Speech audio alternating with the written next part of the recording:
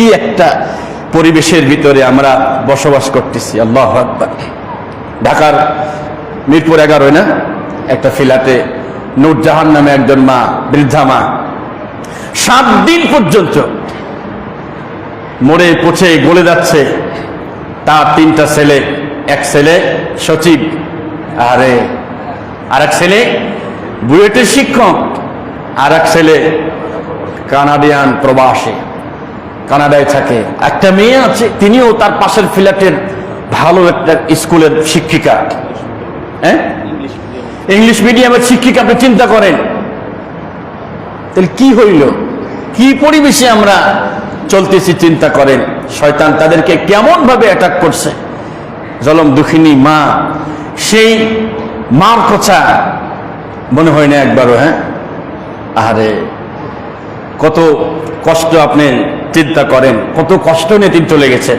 7 দিন পরে দুর্গন্ধ বের হওয়ার কারণে পাশের ফ্ল্যাট থেকে বুঝতে পারছে, ত্রিপল লাইনে কল দিয়ে দরজা ভেঙে দেখে যে মা আর পচে গেছে। আর ঘরটা এত নোংরা, যেখানে গরু থাকে তাটা পরিষ্কার থাকে সেটাও নাই। আরে সত্য সারা দুনিয়ায় কেউ ভালোবাসে না, বিনা সত্যে দুনিয়ায় কেউ কাছে আসে না। সত্য সারা ভালোবাসে শুধু আমার মা, সত্য সারা ভালোবাসে শুধু আমার মা।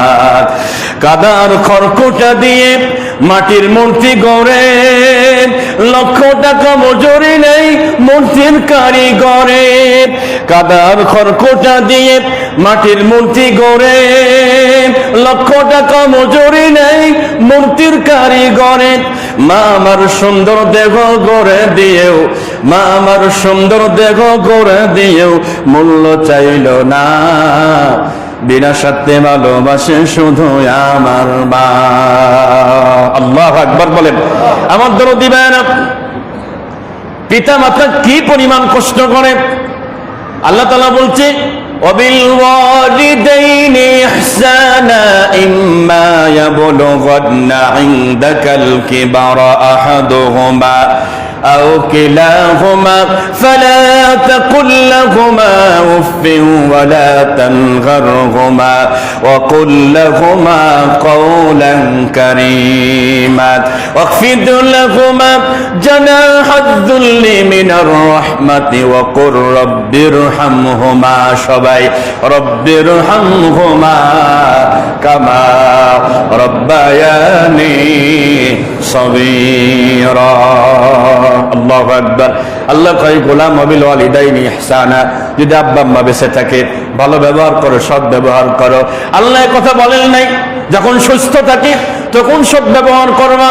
আল্লাহ বলছে ইম্মা ইয়াবলুগান্না ইনদাকাল কিবার, বৃদ্ধ হয়ে গেছে চলতে পারে না, চলতে কষ্ট হয়, কথা বলতে কষ্ট হয়, লাঠি দিয়ে চলতে হয়, এমন কোনো কথা বলবা না। উফ শব্দ যেন তোমার মা না বলে, তোমার আব্বা না বলে।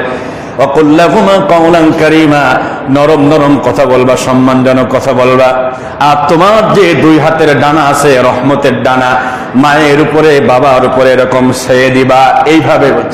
এইভাবে পিতামাতা, মুরগি যেরকম যখন মুরগির বাচ্চাকে ধরে নিতে যায়, এরকম যখন ডানা উঁচু করে দেয় মা মুরগি এইটা করে। আল্লাহ বলছে তোমার রহমতের 2টা ডানা এভাবে দিয়ে দাও। যেই কাজে খুশি, যেই কাজে সন্তুষ্ট, সেই কাজটা করো। আজকে ঢাকার মিরপুরে যেই কাজটা 3টা ভাই করলো, নিউজ আসতেছে আলহামদুলিল্লাহ, সবাই দুঃখ প্রকাশ করতেছি। এই কাজটা যদি কোনো মসজিদের ইমাম সাহেব করত, কি কোন আলেম যদি করতো, ওরে মিডিয়ার কারবার, আগুন ধরায় ফেলতো। ধরে কোন ঠিক কিনা? দেখো মাদ্রাসায় পড়ছে, ওরে বাবা কি লেখাপড়া শিখছে, মাদ্রাসায় পড়ি, মাকে ভাত দেয় নাই, মাকে খবর দেয় নাই। বিগত 1 মাসের আগের কথা, একই বৃদ্ধাশ্রমে 36টা সচিব ছেলে জায়গা দেয় নাই ঘরে। জায়গা হয়েছে কোথায়? বৃদ্ধাশ্রমে। বসে বসে কাঁদতেছে, আফসোস করতেছে, আর বলতেছে বাবারা খবরদার, যাদের সন্তান আছে সব কিছু একবারে সন্তানের জন্য ঢেলে দিও না, কিছু ব্যাংকে রাখো। কথা কি বুঝতেছেন?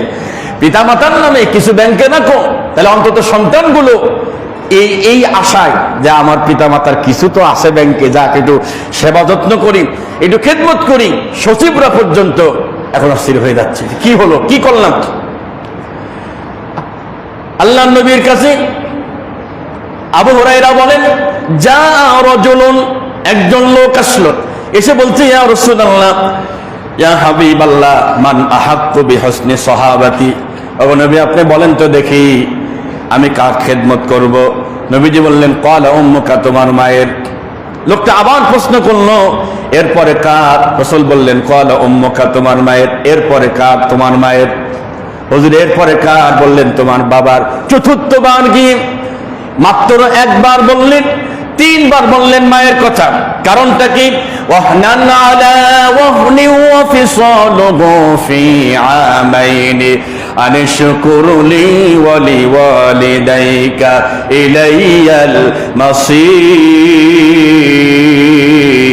মাসীর। আল্লাহু আকবার। তিনবার কেন মায়ের কথা বললেন? তিনবার কেন মায়ের কথা বললেন? একবার কেন বাবার কথা বললেন? আল্লাহ নিজেই বলছে, ওয়াহনান আলা ওয়াহনিন, কষ্টের উপরে কষ্ট সাধন করে তোমার মা তোমাকে গর্ভে ধরেছিল। গর্ভে ধারণ করার পরে গোটা 7-8 মাস কি পরিমাণ কষ্ট হয়েছে, বিশেষ করে 7-8 মাসের পরে গিয়ে বিজ্ঞানীরা বলেন, তারা গবেষণা করে দেখেছে 7-8 মাস পরে মায়ের গর্ভে আর জায়গা থাকে না, চুল পরিমাণ জায়গা থাকে না। কিন্তু সন্তান এখনো 2 মাস বড় হবে, কেমনে সম্ভব? তারা দেখছে বাচ্চাটা উল্টায় যায়, মাথা নিচের দিকে, পাও কলিজার কাছে এসে যায়। এই 2টা মাসে একজন মা যে কলিজা, ওরা গবেষণা করে দেখছে মায়ের কলিজা মিনিমাম 11 ইঞ্চি লম্বা হয়। এই 11 ইঞ্চি লম্বা একজন মায়ের গর্ভে সন্তান যখন পা উল্টিয়ে, পাটা যখন কলিজার কাছে এসে যায়, মাঝে মাঝে তার একটু বড় হওয়ার দরকার হয়, তখন এই পাও দিয়ে মা আর কলিজা আঘাত করতে থাকে। কলিজা এত নরম জিনিস, কেউ যদি কথা বলে, কটু কথা বলে, দেখবেন মনটা কষ্ট পায়, কলিজা আঘাত পায়, অনেকের দম বন্ধ হয়ে যায়। সেখানে ডাইরেক্ট লাথি। বিজ্ঞানীরা বলছেন, ডাক্তাররা বলছেন, এই 2-2.5 মাসে কি পরিমাণ লাথি দেয়, প্রায় 4,500 বার মায়ের কলিজায় লাথি দেয়। যেই সন্তান যত বেশি মার কলিজায় আঘাত দেয়, ওই মা তত বেশি সন্তানকে বেশি ভালোবাসে, ওই সন্তানকে তত বেশি ভালোবাসে। চিন্তা করেন, একজন দরদি মার কলিজায় আঘাত দিয়ে দিয়ে দুনিয়াতে আসলো, সন্তান ডেলিভারির সময় 2 বালতি রক্ত বের হয়ে গেল, এরপরে 2.5 বছর আপনাকে দুধ পান করালো।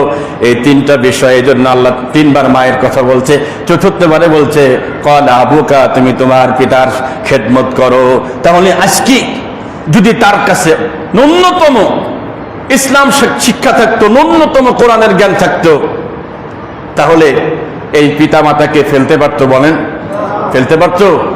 একটা ছোট্ট নাতি ছেলেকে নিয়ে তার বাবা তার মাকে নিয়ে গেছে আপনার বৃদ্ধাশ্রমে। সাংবাদিকরা জিজ্ঞাসা করতেছে যে তোমার অনুভূতি কি? নাতি ছেলেকে জিজ্ঞাসা করতেছে। নাতি ছেলে বলতেছে, আমার অনুভূতি হলো, আমার আব্বা এবং মা আমার দাদিকে যেই প্লেটে খাবার দিত,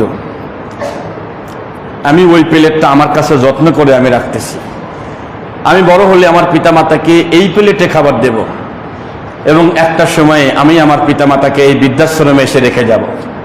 আল্লাহু আকবার, জোরে বলেন। দেখছেন কি কথা? ছোট্ট বাচ্চাটা বুঝলো, আমাদের বাড়িতে বিশাল ফ্ল্যাট, আমার দাদির জায়গা হলো না একটু, আমার পিতামাতা রেখে চলে আসলো, তাহলে আমি যখন বড় হব আমি এই প্লেটে খাবার দেব, এই বৃদ্ধাশ্রমে তাদেরকে রেখে যাব। ভাইয়েরা আমার, একজন সাহাবী জিহাদের ময়দানে যাবে, নবীজির কাছে গিয়ে পারমিশন চাচ্ছে, ইয়া রাসূলুল্লাহ, ইয়া হাবিবাল্লাহ, আমি আপনার কাছে এসেছি, একটুখানি বলেন তো, আমি জিহাদের ময়দানে যেতে চাই। নবীজি বললেন, তোমার পিতামাতা বেঁচে আছে কিনা, আব্বা বেঁচে আছে কিনা, মা বেঁচে আছে কিনা? বললেন, আব্বা বেঁচে নাই, কিন্তু মা আছে। এতটুকু কথা বলার পরে নবীজি বললেন, তোমার যুদ্ধের ময়দানে যাওয়ার দরকার নাই, মায়ের পায়ের কাছে গিয়ে বসে থাকো, যুদ্ধের ময়দানে গেলে যে নেকি হতো সেই নেকিটা আল্লাহ আমল নামায় দিয়ে দিবে। সুবহানাল্লাহ।